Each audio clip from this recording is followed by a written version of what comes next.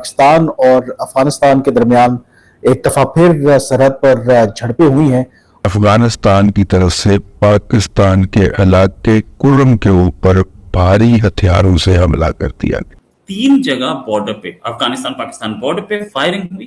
اور اس فائرنگ میں پاکستان کی اور سے کیجوالٹیز بھی تھیں۔ پاکستان کی طرف سے خبر یہ ہے کہ 20 سینک مارے گئے، لیکن D G I S P R نے اس کو بتانے کی زحمت نہیں کی کہ پلا زندہ باد اور پلا مردہ آباد، لیکن پیچھے سے کبھی ٹی ٹی پی، کبھی بی ایل اے، کبھی بلوچ، کبھی پٹھان، کبھی کچھے کے ڈاکو گھساتے جا رہے ہیں۔ آپ نے یہاں سے یہ ملیٹنٹ جو تھے ٹرین کر کے لشکر طیبہ یا مختلف اس کے نام کے اوپر آپ نے تنظیمیں بنائی جو آج ہمارے ملک کے اندر اٹیک کریں، دہشت گرد بنا رہی ہے، ہماری ضیاء کی دور کی پیداوار ہے نا یہ بات تو پتہ۔ اور اس حملے کی نوبت جو ہے ابتدائی طور پر یہی بتائی گئی کہ افغانستان والے جو تھے وہ ریسٹرکٹڈ ایریا کے اندر کچھ تعمیرات کر رہے تھے۔ آپ نے وہاں پر بھیج دی، سری نگر پر قبضہ ہو گیا، ان کو پتہ لگ گیا سری نگر پر قبضہ ہو چکا ہوا ہے، یہاں سے پیچھے نے آرمی جا کے ٹیک اوور کرنا تھا، اس نے سارے محاذ کھول دیے، سارے بارڈر پر فوجیں چڑھا دی۔ آپ کشمیر کو بچانے لینے گئے تھے، آپ کا لاہور بھی جا رہا تھا، آپ کے کراچی کو بھی جا رہا۔ شاید اتنے برے اشرف غنی یا حامد کرزائی کے دور میں کشیدہ نہیں تھے دونوں ملکوں کے درمیان جو اب دونوں ملکوں کے درمیان تعلقات میں اتنی زیادہ کشیدگی ہے۔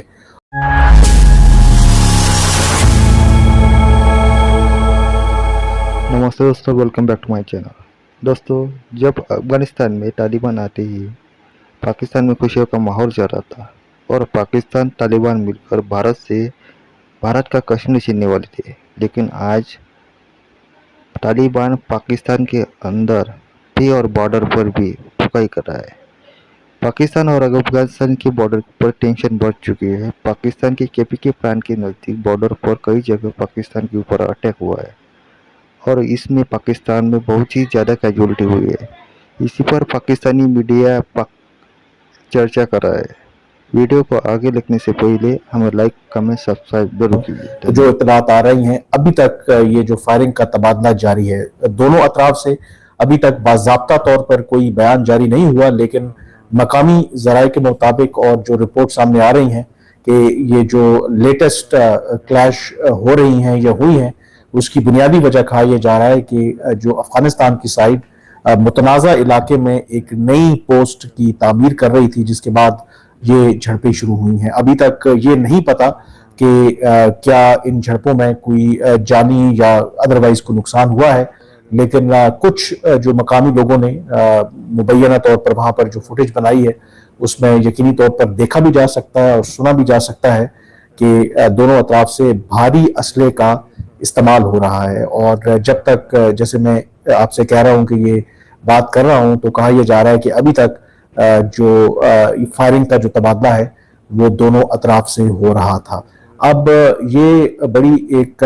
obviously اب تو ویسے نارم بن گیا ہے، روٹین بن گیا ہے کہ جب سے افغان طالبان دوبارہ اقتدار میں آئے ہیں تو کئی جگہوں کے اوپر، مثلا کچھ عرصہ پہلے ہم نے تورخم کی سرحد کے اوپر بھی دیکھا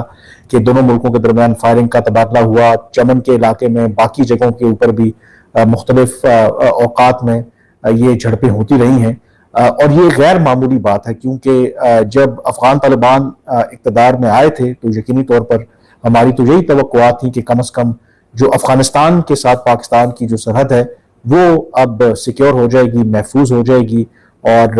جس طرح اشرف غنی یا حامد کرزائی کے دور پر بھی دونوں ملکوں کے درمیان اکثر بارڈرز کے اوپر ٹینشنز رہتی تھی، تو کم از کم افغان طالبان کی حکومت آنے کے بعد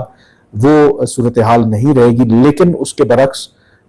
جو حالات ہیں شاید اتنے برے اشرف غنی یا حامد کرزائی کے دور میں کشیدہ نہیں تھے دونوں ملکوں کے درمیان جو اب دونوں ملکوں کے درمیان تعلقات میں اتنی زیادہ کشیدگی ہے۔ اور یہ بھی ایک آپ کہہ سکتے ہیں کہ کو انسیڈنس کہہ لیں یا ستم ظریفی کہہ لیں یا آئرنی کہہ لیں کہ آج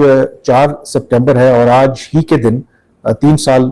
پہلے جب اس وقت پاکستان کے ISI کے سربراہ تھے لیفٹیننٹ جنرل فیض حمید، وہ کابل کے دورے پر گئے تھے اور وہاں پر وہ فیمس انہوں نے سرینا ہوٹل میں ایک چائے یا کافی کی چسکی لیتے ہوئے جو ایک بات کی تھی، وہاں پر کچھ جو صحافی موجود تھے کہ don't worry everything will be all right, اور وہ ایک تو اس کے حوالے سے بہت زیادہ اس وقت بھی تنقید ہوئی تھی کیونکہ عام طور پر کسی بھی خفیہ ایجنسی کا جو سربراہ ہوتا ہے وہ اس طرح ایک تو پبلک میں نہیں آتا، اینڈ سیکنڈلی جو امپورٹنٹ بات اس میں ہے کہ جو خاص کر کے پاکستان تو ویسے ہی ان دا آئی آف اسٹورم رہا, پاکستان کے اوپر یہ الزام لگتا رہا کہ پاکستان کی خفیہ ایجنسی اور ISI اسٹیبلشمنٹ افغان طالبان کو سپورٹ کرتے ہیں, تو اس سے شاید یہ تاثر گیا کہ وہاں پر جو بھی تبدیلی افغانستان کے اندر آئی ہے, افغان طالبان دوبارہ اقتدار میں آئے ہیں, تو اس میں پاکستان نے ہی مرکزی کردار ادا کی ہے. بعد میں دو کہ یہ کہا گیا کہ جنرل باجوہ نے اس وقت آرمی چیف تھے, تو جنرل فیض کی سرزنش بھی کی کہ آپ کو کیا ضرورت تھی کہ اس طرح پبلک میں آنے کی, تو انہوں نے ایک وضاحت پیش کی کہ یہ کوئی ڈیلیبریٹ نہیں تھا آن ہز پارٹ, بلکہ وہ اچانک سے سرینا ہوٹل کی لابی میں موجود تھے, تو وہاں پر چند صحافیوں نے انہیں دیکھ لیا, جس کے بعد وہ انہوں نے انٹریکشن کی اور وہ کیمرے پہ کیپچر ہو گئی اور پوری دنیا میں وہ پھر وائرل ہو گئی. لیکن امپورٹنٹلی اس وقت کیونکہ وہ ISI کے سربراہ تھے, اور ISI کے سربراہ کی جو اسیسمنٹ ہے آف کورس وہ میٹر کرتی ہے, جو پوری دنیا میں وہ ہیڈ لائنز بھی بنی کہ جب آپ نے یہاں سے یہ ملیٹنٹ جو تھے ٹرین کر کے لشکر طیبہ یا مختلف اس کے نام کے اوپر آپ نے تنظیمیں بنائی جو آج ہمارے ملک کے اندر اٹیک کریں, دہشت گرد بنا رہی ہے, ہماری ضیاء کی دور کی پیداوار ہے نا, یہ بات تو پتہ ہے. ٹھیک ہے, آپ نے وہاں پر بھیج دی, سری نگر پر قبضہ ہو گیا, ان کو پتہ لگ گیا سری نگر پر قبضہ ہو چکا ہوا ہے, یہاں سے پیچھے آرمی جا کے ٹیک اوور کرنا تھا,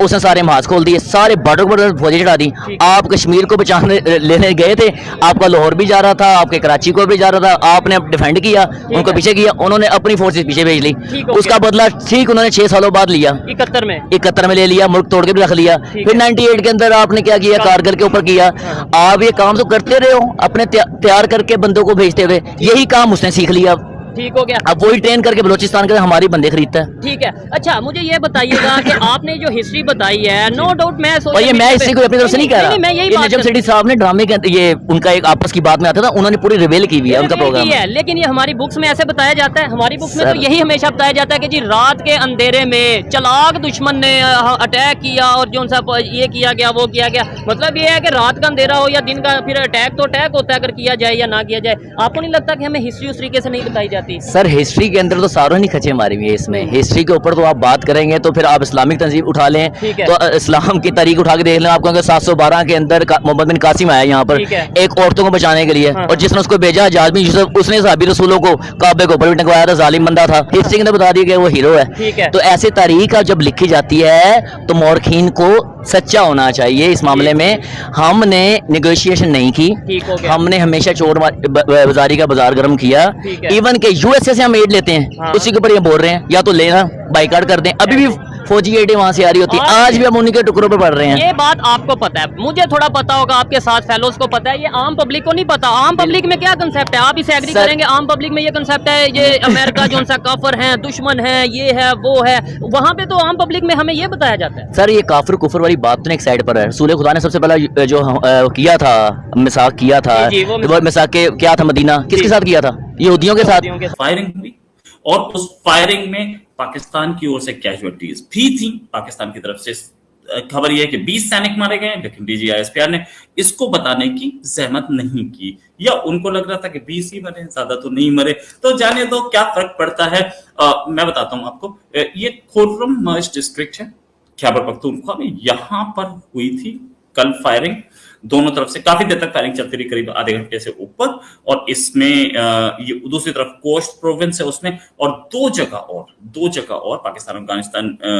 کی بارڈر پہ فائرنگ ہوئی. اور اس فائرنگ کو پاکستانی آفیشلز مان رہے ہیں کہ ہوئی تھی. افغانی آفیشلز نے بولا کہ یس ہم نے 20 سے زیادہ پاکستانی سینک مارے.